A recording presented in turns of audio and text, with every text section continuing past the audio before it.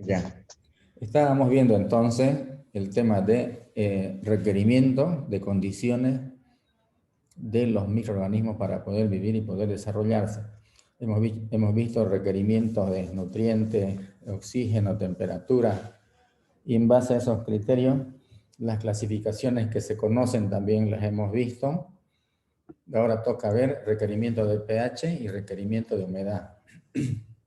Muy bien, entonces, el tema del pH apropiado para el desarrollo, ya lo hemos visto, pero voy a hacer un repaso. Ya me interesa que todos conozcan y estén al tanto del pH que requiere cada grupo de microorganismos. Y por supuesto cada grupo, pero ya sean de interés para nosotros, de interés para los procesos industriales, ¿cierto? Siempre recalcamos eso, de interés para la industria. Es decir, para aquellos grupos que tengan la capacidad de sintetizar productos de interés comercial. Eso no debemos perder de vista en ningún momento. Esos son los grupos de microorganismos que nos interesan. Aquellos que tienen la capacidad de sintetizar productos de interés comercial. Y en segundo plano puede estar aquellos grupos que ocasionan perjuicio, ¿ya?, en los procesos industriales. Pueden estar aquellos que contaminan, aquellos que corroen equipamientos o causan algún daño al proceso. También es bueno conocerlo. Entonces, para el caso de las bacterias, ya ustedes saben cuál es el pH que necesitan para poder vivir y desarrollarse. Ya lo hemos visto, de que es un pH neutro, ¿no es cierto? Entre 6,8 y 7,2. Yo puedo decir 7, pero también puedo decir 6,8, 6,9, ¿no? pH neutro, que debe estar comprendido en ese rango. Entonces, caso de la gran mayoría de las bacterias de aplicación industrial y también del universo, ¿ya? Las bacterias están, sus exigencias están en este rango. Para nosotros, así, no perdamos de vista de todas maneras. En el tema de la salud y otros campos de estudio, hay bacterias que viven muy bien a pH 8, pH 8,5, pero para nosotros, ya sabemos de qué, la gran mayoría pH neutro. Hay casos de bacterias que viven a pH 3, pH 4, ¿ya? Pero son bacterias que no sintetizan productos de interés comercial, pero pueden corroer materiales metálicos, ¿no es cierto? Hay, pero reitero nuevamente, las de interés comercial con capacidad de sintetizar productos de interés comercial, la gran mayoría está comprendida en este rango. Si hablamos de mohos, entonces vamos a decir de que su exigencia, fíjense que es amplia y grande, entre 2 y 8,5 a 1,6 también hay mohos, ¿ya?, que pueden necesitar para sintetizar productos de interés comercial. Pero la mayoría está entre este rango, rango ácido y rango alcalino. Hay que tomar en cuenta eso. Muchas familias, muchos géneros, muchas especies. Entonces. Y hablando de levaduras, las levaduras exigen el siguiente rango de pH. 4 a 4,5. Así lo encontramos nosotros en los libros, ya de 4 a 4,5. Pero uno cuando va a la industria y habla con los técnicos, ellos le dicen, nosotros nos manejamos entre 3 y 5. Y funciona muy bien, ¿ya? Entonces, ¿por qué lo anoto yo de esta manera? Porque en la gran mayoría de los textos y los documentos, los libros, figura así: para las levaduras de aplicación industrial, su rango de crecimiento o su exigencia de pH está entre 4 y 4,5, dice, ¿no? Aquí es 4,5. 4 a 4,5. Pero cuando uno vaya y ve nuestra realidad, visita a las destilerías, a los procesos. Entonces ellos nos dicen, no, nosotros nos manejamos entre 3 y 5 y funciona muy bien. Y es verdad, las levaduras pueden desarrollarse en un entorno alcalino incluso.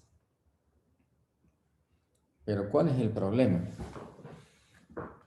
Fíjense, el problema es, yo puedo tener lo siguiente, ¿no?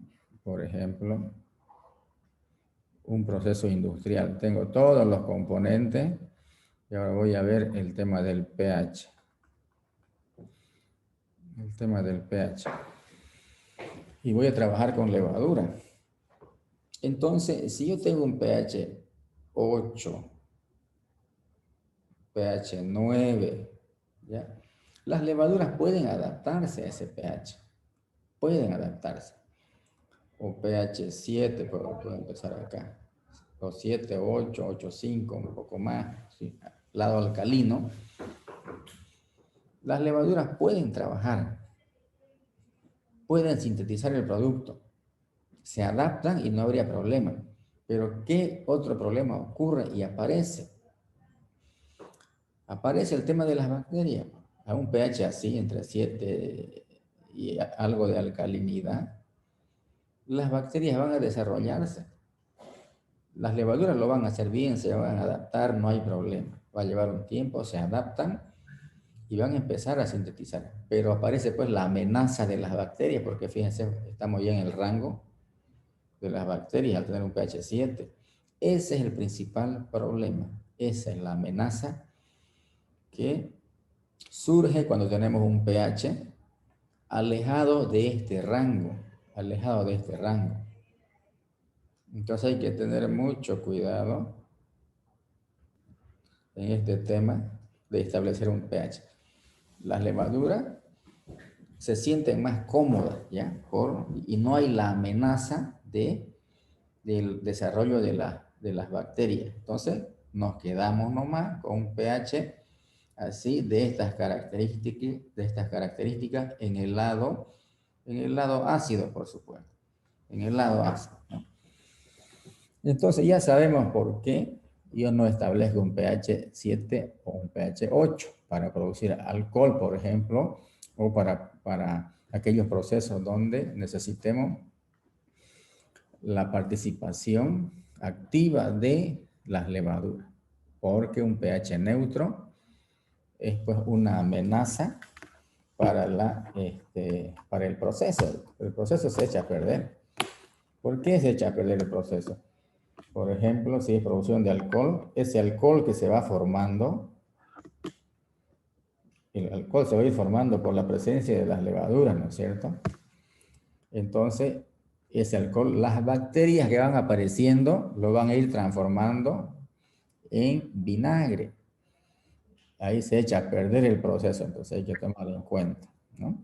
Muy bien, está hecha la explicación, entonces, de por qué debe siempre establecerse un pH ácido cuando se trabaja con levaduras, ¿cierto? Hemos hecho entonces la explicación para el requerimiento de pH de las bacterias, de los mohos y de las levaduras, dependiendo, por supuesto, del proceso, ¿no? Está claro. No se dice, tienen un pH. A veces yo pregunto, ¿qué pH necesitan las bacterias para poder reproducir y poder vivir? Me responden, las bacterias tienen un pH. No se responde, tienen. Las bacterias necesitan, o los microorganismos necesitan un pH de estas características para poder vivir y desarrollarse. No se dice tienen. Muy bien. Otra variable. Requerimiento. Aquí algo yo les mencioné al principio. Hay un grupo importantísimo acá. Ya lo voy a poner con rojo. Como son los actinomicetes.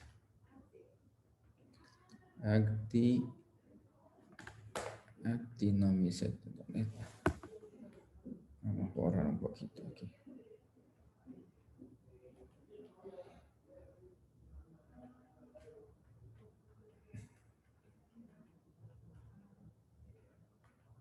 actinomicetos o actinomicetes, son bacterias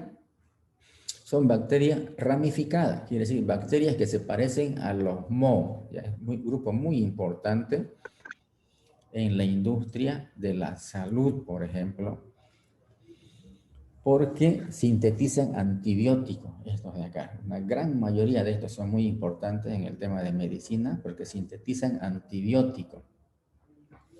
Ustedes saben el uso de los antibióticos para combatir enfermedades o infecciones causadas por bacterias, ¿no es cierto?, en las personas y otras especies más. Entonces, muchos grupos, muchas especies de los actinomicetes son bacterias ramificadas y tienen esa importante aplicación. Ahora ustedes dirán, y bueno, ¿por qué si es tema de salud? Claro que es tema de salud, pero el proceso, la producción, ¿no?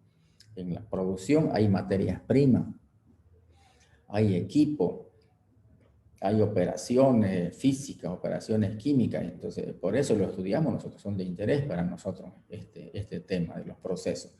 Los médicos agarran el producto y lo aplican a sus pacientes, pero ellos no están en la producción, porque en la producción hay materias primas que se van a transformar en un producto, hay variables que se manipulan, entonces ahí están los procesos de ingeniería, por eso lo mencionamos nosotros, es muy importante.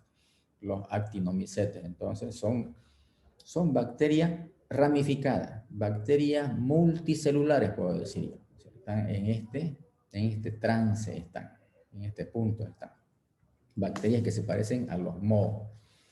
Muy bien. Seguimos entonces. Vamos a ver requerimiento de humedad. Y rayamos. Vamos a bajar un poquito y hacemos la explicación acá. Ustedes escuchan en la prensa, en la televisión, todos los días el siguiente informe. La humedad relativa del medio ambiente es tanto, ¿cierto? Entonces, humedad relativa. ¿Cuánto es la humedad relativa?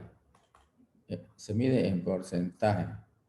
En promedio, vamos a poner de que sea 80, porque es una zona húmeda.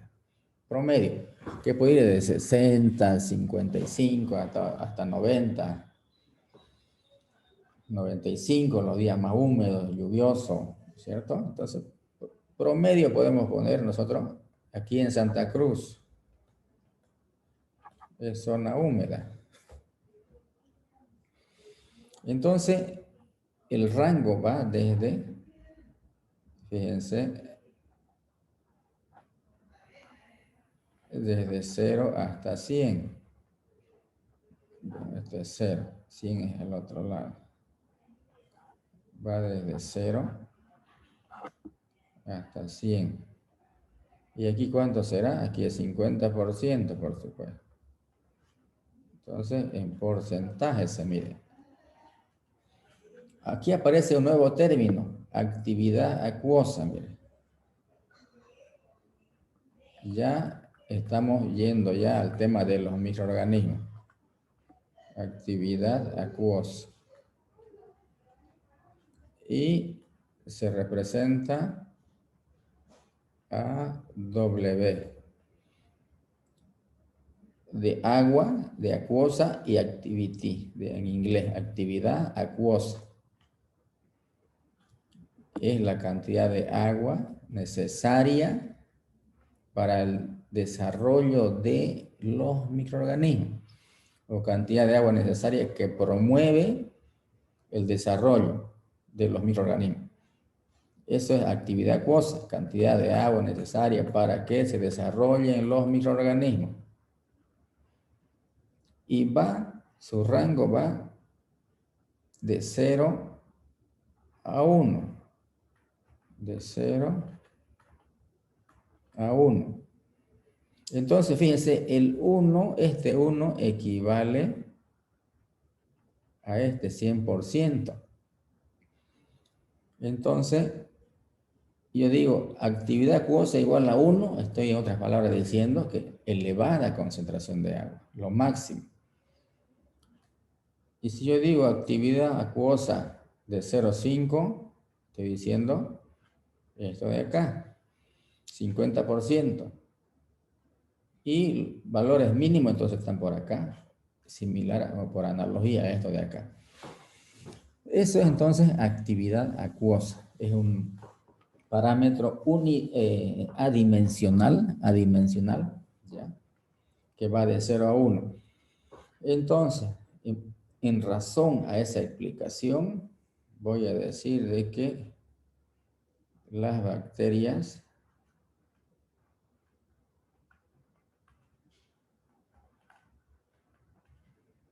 necesitan AW altos, entre paréntesis, próximos a la unidad.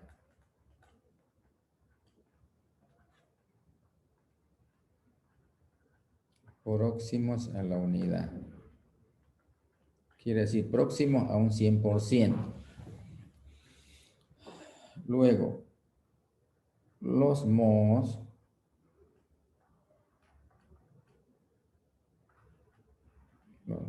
pueden vivir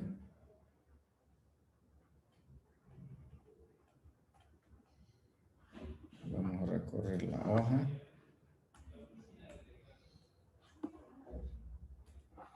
Pueden vivir en menores concentraciones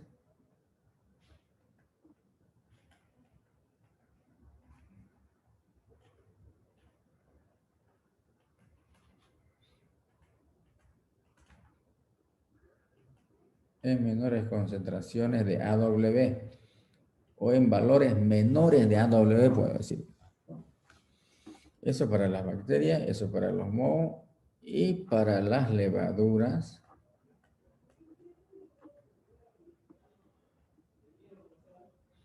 Las levaduras exigen valores intermedios.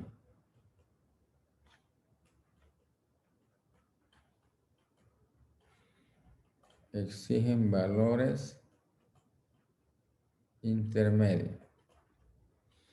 Entonces yo puedo decir, ¿cuál es el grupo? Bien, miren ustedes, ¿cuál es el grupo que exige mayor cantidad de agua? Son las bacterias. ¿Cuál es el grupo que exige menor cantidad de agua? Los mohos. ¿Cuál es el grupo que está en un estado intermedio entre los dos grupos? Son las levaduras. Entonces, yo puedo hacer un esquemita así, digamos, ¿no? Puedo hacerlo así vertical o puedo hacerlo horizontal.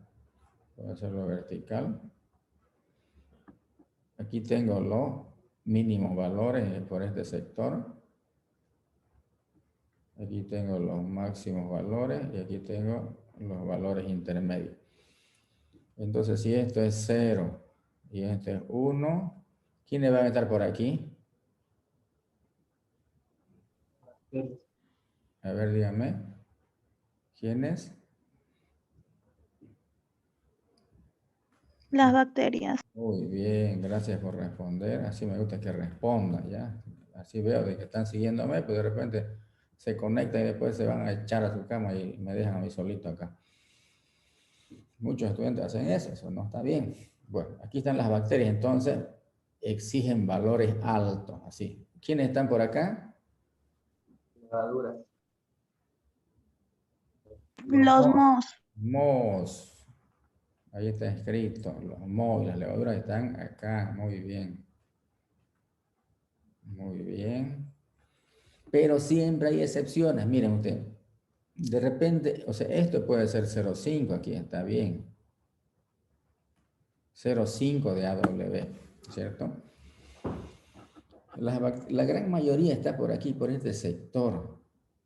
De repente de 0,8, desde 0,8 hasta 1, la gran mayoría. ¿Ya? Hay grupos que, bueno, pueden estar exigiendo un poquito menos acá, ¿no? Y los mohos, hay mohos que viven a 0,4, 0,4, 0,3, 0,10, algunas otras, por aquí. Hay grupos. Pero hay algunos grupos de mohos que también exigen elevadas concentraciones de agua. Hay excepciones. Y también levadura. De todas maneras, se ha hecho la clasificación en términos generales Y se dice, las bacterias son microorganismos que necesitan elevadas concentraciones de agua. En resumen, quienes más agua necesitan son las bacterias. Quienes menos agua necesitan, mohos. Y están en un estado intermedio, la levadura. ¿Ya? Pero siempre hay sus excepciones, no perdamos de vista. Aquí no hay término absoluto. Eso es muy importante. Entonces, aquí aparece otro término que ustedes lo conocen, ¿no? Presión de vapor. No sé si se recuerdan ustedes qué es la presión de vapor. No le voy a preguntar porque no me va a responder, pero voy a hacer ejemplo para que ahí podamos recordar. Miren, yo tengo lo siguiente acá. Tienen que participar conmigo. Y no se olviden que yo anoto quienes participan. Aquí tengo temperatura ambiente. Todo es temperatura ambiente. De ambiente. Esto es agua. 1 litro.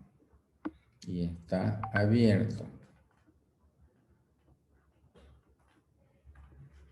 Muy bien, aquí tengo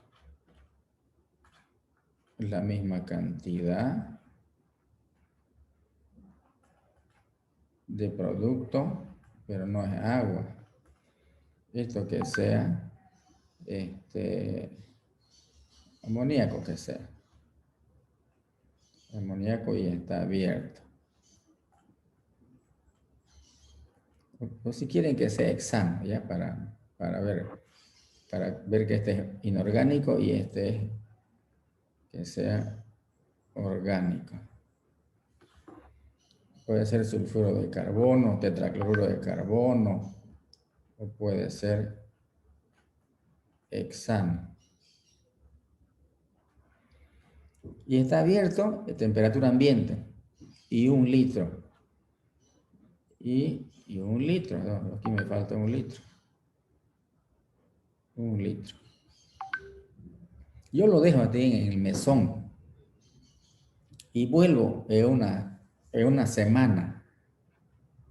¿Qué va a ocurrir? A ver, díganme. ¿Alguno de los dos se ha evaporado? ¿Alguien evapora más rápido? ¿O voy a encontrar la misma cantidad? Después de una semana, ¿qué ocurre con este? ¿Qué ocurre con el agua? ¿No es cierto? ¿Y qué ocurre con el amoníaco? Voy a bajar. Ahí. Aquí lo voy a anotar. Después de una semana. ¿Qué ocurrió con este y qué ocurrió con este? Voy a anotar acá. Voy a encontrar el mismo litro de agua aquí después de una semana. No. No, Menos, ¿no? no se evapora. A ver qué dicen. Vamos rapidito. Después de una semana. Se va a evaporar una cantidad de agua, Muy ingeniero. bien, entonces voy a encontrar, me voy a anotar acá. Encuentro menos agua.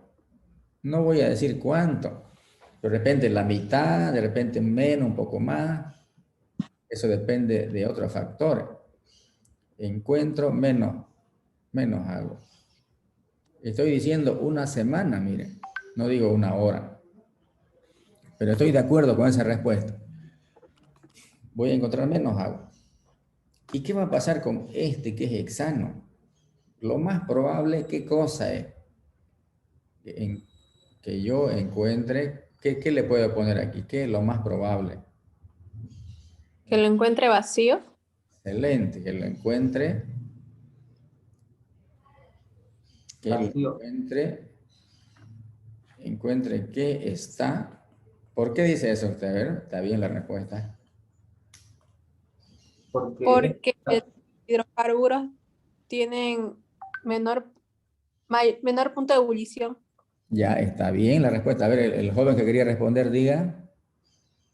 también porque como es materia orgánica, es que sí tienden a evolucionarse más rápidamente. Ya, muy bien, está bien la respuesta. Entiendo perfectamente lo que quieren decir. Como es orgánico, ¿no es cierto?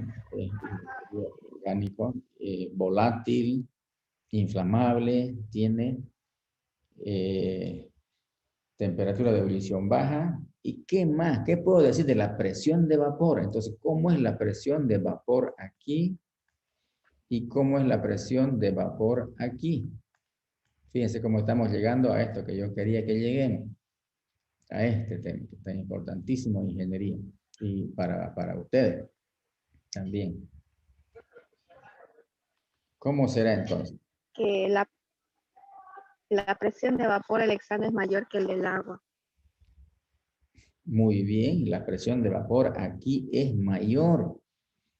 Aquí el agua tiene una presión de vapor, tiene valores, ¿no es cierto? ¿En función de qué está? La presión de vapor del agua es tanto, se dice. La presión de vapor del hexano es tanto, pero ¿depende de otras variables o no? Sí, ingeniero, de la temperatura. Muy bien, de la temperatura. Depende de la temperatura, ¿no es cierto? Y como está abierto, también depende de la humedad relativa del entorno, de la humedad relativa de acá. Entonces, si está cerrado, bueno, ya es la temperatura. Ahora, miren ustedes, tengo agua y tengo hexano. Y ustedes me han dicho, fácilmente me respondieron, y está bien la respuesta que todos ustedes me dieron, y esa respuesta que todos pensaron también, está bien, otros compañeros. Este se va a evaporar primero. Entonces, es muy probable que lo encontremos vacío, este recipiente, después de una semana. Y aquí encuentro menos agua. No va a estar vacío, tal vez. De repente un 20% ha disminuido, un 30, un 50%, o quedó mínimo, pero algo de agua es probable que yo encuentre. De todas formas, si los dos se han evaporado, fíjense, no hay nada aquí y no hay nada aquí, con seguridad puedo decir que este evaporó primero, ¿no es cierto? Con seguridad. ¿Por qué? Porque su compañera lo ha dicho, tiene mayor presión de vapor. El que se evapora primero tiene mayor presión de vapor. Tiene mayor presión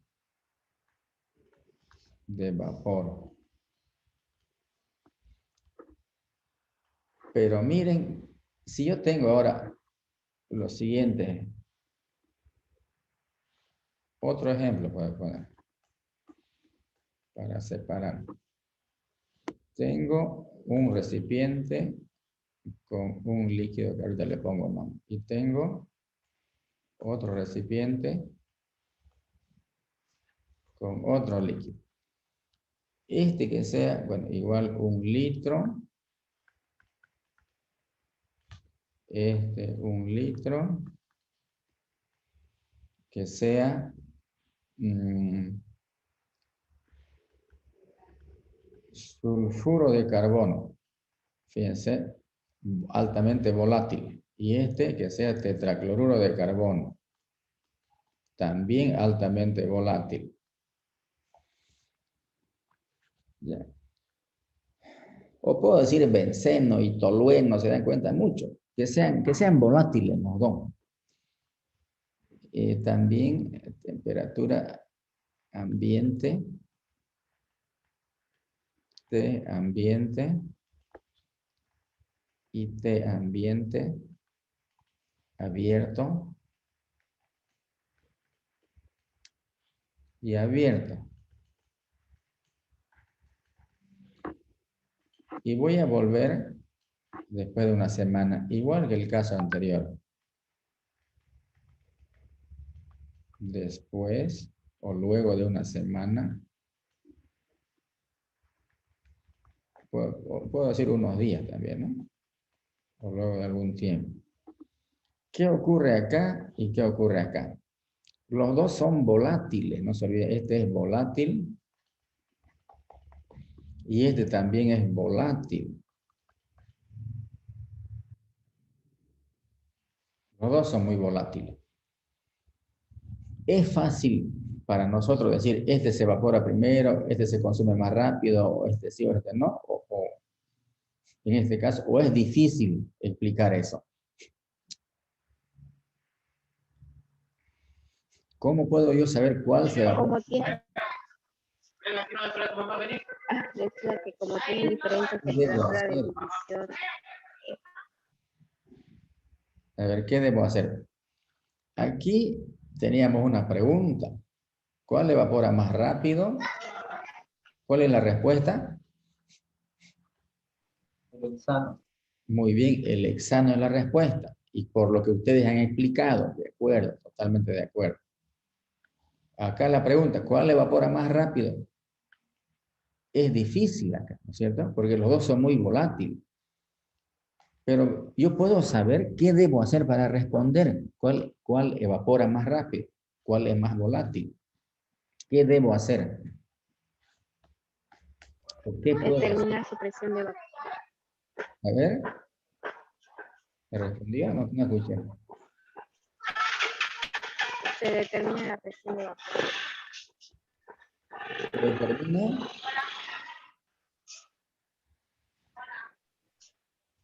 Mediante la diferencia de presión de vapor, el que mayor tenga más presión de Ya, vapor. está es el que bien, evaporaría más. está muy bien. El que tiene mayor presión de vapor se volatiliza más rápido. El que tiene mayor presión de vapor se evapora más rápido. ¿De acuerdo? Pero ¿cómo yo sé qué debo hacer? ¿Qué puedo hacer? Ese momento, me dicen a mí, a ver, necesito saber cuál de estos dos se evapora más rápido.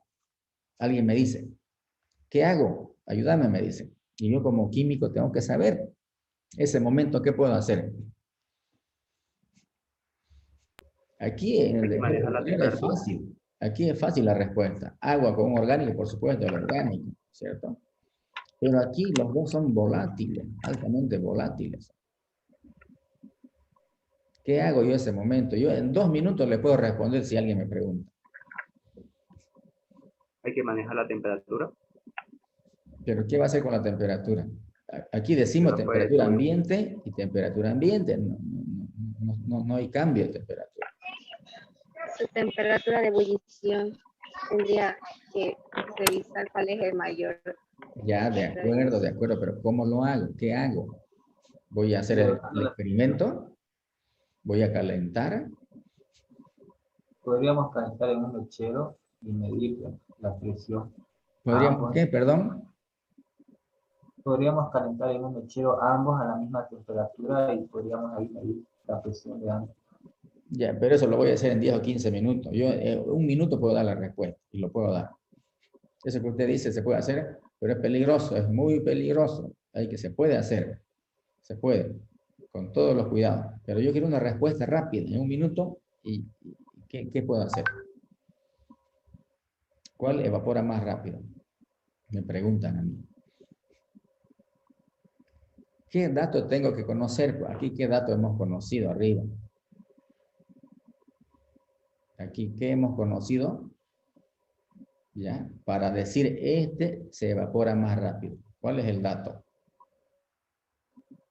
¿Tiene que ser algún compuesto orgánico? Pues acá son orgánicos, estos dos son altamente volátiles, ¿no? ¿Cierto? Y aquí, conociendo una variable que su compañera respondió, eso me permite saber. ¿La presión de vapor, ingeniero? Más rápido. Claro, la presión de vapor, por supuesto, la presión de vapor. Pero ¿qué hago acá? Entonces necesito saber la presión de vapor aquí. Si esto fuera agua, es sencillo, pues. Este de acá, cualquiera de estos dos, se va a evaporar más rápido que el agua. Pero ocurre que acá no tengo agua, tengo yo este volátil y este también que es muy volátil. Entonces ya es difícil para mí responder. Pero lo puedo hacer en 1 minuto. Claro que lo puedo hacer, o en 2 minutos. Promedio de la densidad. ¿Qué debo conocer entonces? Determinar el volumen en función del tiempo. Pero eso pues se me va a un tiempo, volumen. no sé, 10 minutos, una hora. No, yo quiero en 2 minutos responder. Lo mismo que arriba, pues, ¿no es cierto? Su compañera, la respuesta que me dio hace rato, es la misma respuesta. ¿Cuál es la variable que debo conocer? Presión de vapor, pues, presión de vapor. Pero ¿qué hago para saber la presión de vapor? Si yo sé la presión de vapor de los dos, yo voy a decir entonces, el que tiene tal presión de vapor o mayor presión de vapor, evapora más rápido. Igual que arriba. De repente te tiene 1, este tiene 0,5, entonces este tiene mayor presión de vapor, este evapora más rápido. Pero ¿cómo yo sé ese valor? ¿Cómo yo llego a saber?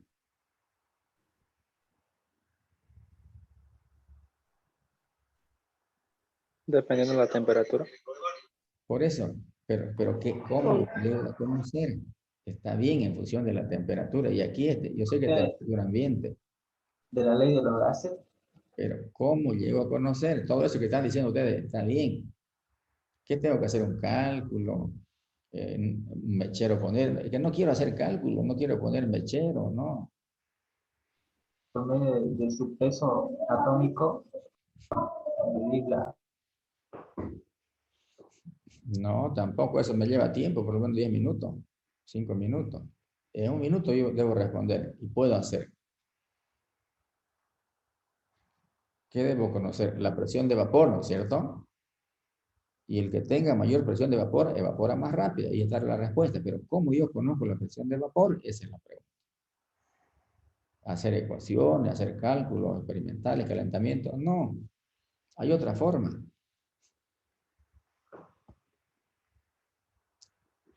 ¿Qué debo hacer? ¿Dónde están pues estos valores? Para el agua está a tal temperatura tanto, a tal temperatura tanto, a tal temperatura tanto. Para el sulfuro de carbono tanto. Para todos los líquidos, ¿ya? Están esos valores de presión de vapor. Temperatura de congelación, temperatura de ebullición, están. ¿Dónde están?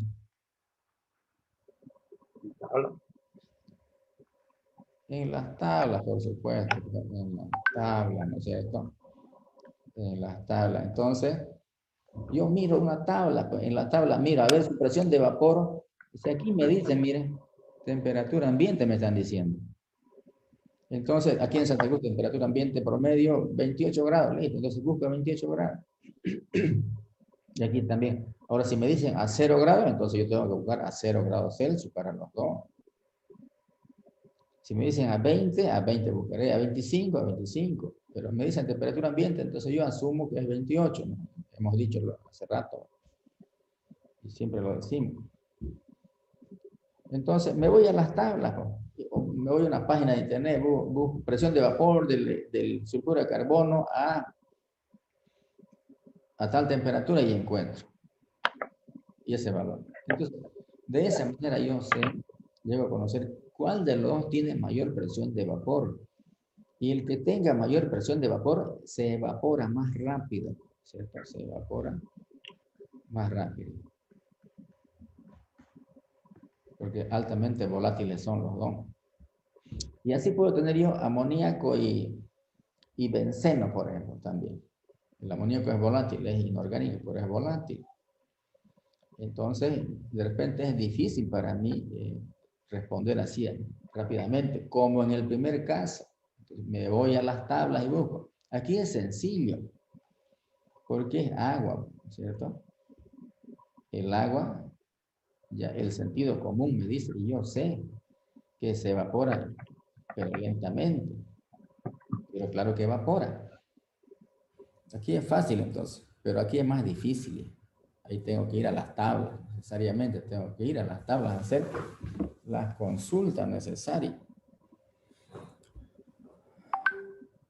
Entonces, si está abierto, además, fíjense, hay otro factor acá, no solamente la temperatura.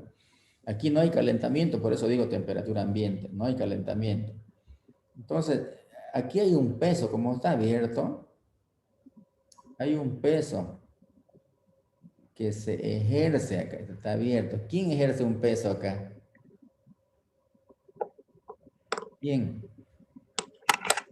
Igual aquí. La presión, ¿no es cierto? Esto que estoy haciendo son flechitas, por si acaso ustedes la hacen mejor. El aire atmosférico ejerce un peso sobre todos nosotros. La atmósfera ejerce un peso y nosotros soportamos ese peso. Soportamos ese peso. Esa es la presión atmosférica.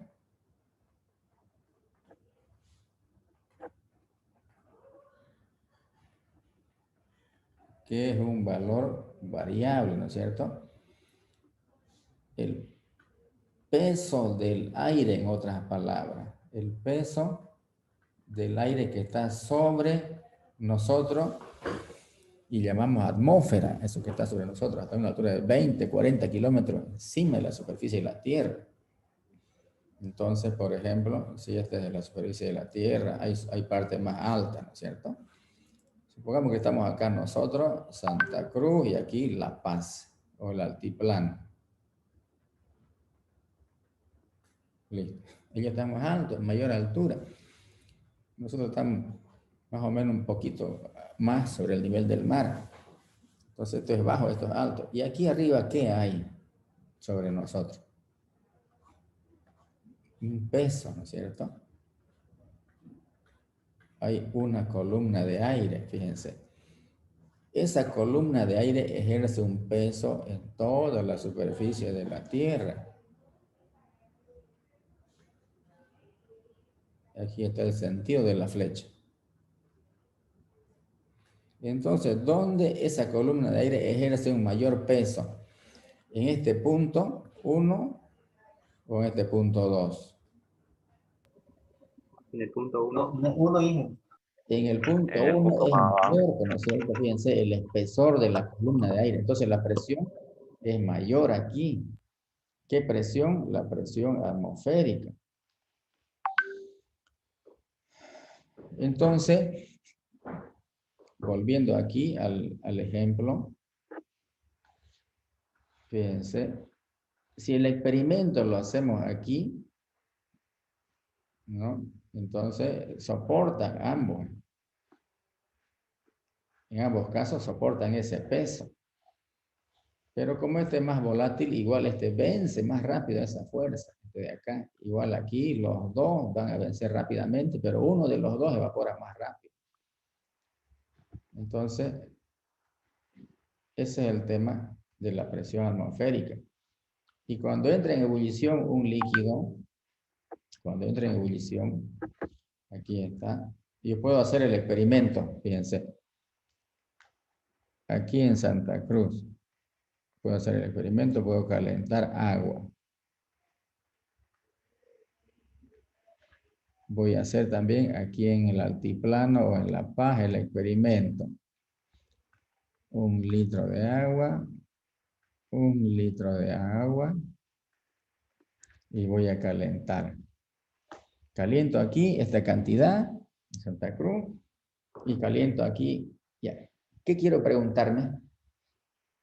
¿Cuál es la pregunta? ¿Dónde?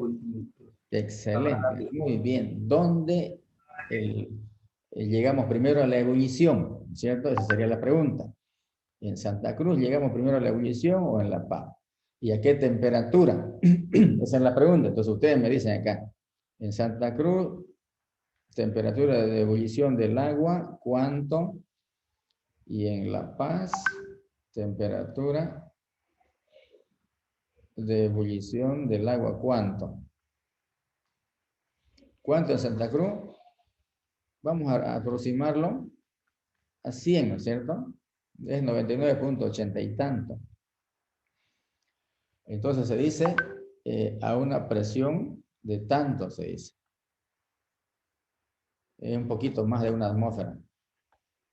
Y aquí, ¿cuánto en la presión atmosférica es menor? Por lo tanto, la temperatura de ebullición, ¿cuánto va a ser aquí en La Paz? Si quieren pueden mirar en internet, averiguar si alguien, van a ver ustedes cuánto es. Y me dicen. 86 grados. Muy bien, fíjense, 86 grados Celsius y así. ¿Qué quiere decir esto? En La Paz, allá en las alturas, el agua entra en ebullición a los 86 grados. Aquí en Santa Cruz, aproximadamente a 100 grados Celsius, donde necesito mayor energía entonces para llegar a la ebullición, aquí en Santa Cruz. Allá en La Paz, a los 86 grados ya entra en ebullición el agua. ¿Por qué? Porque este peso es menor allá. Miren ustedes, este peso. Fácilmente se vence ese peso con más facilidad que aquí en Santa Cruz. Aquí es mayor la columna de aire. Muy bien. Eso que quede claro, ya, porque eso nos va a poder permitir definir cosas importantes que vamos a ver en la siguiente clase. La siguiente clase. Listo, aquí nomás concluimos la clase. ¿Alguna consulta, alguna pregunta?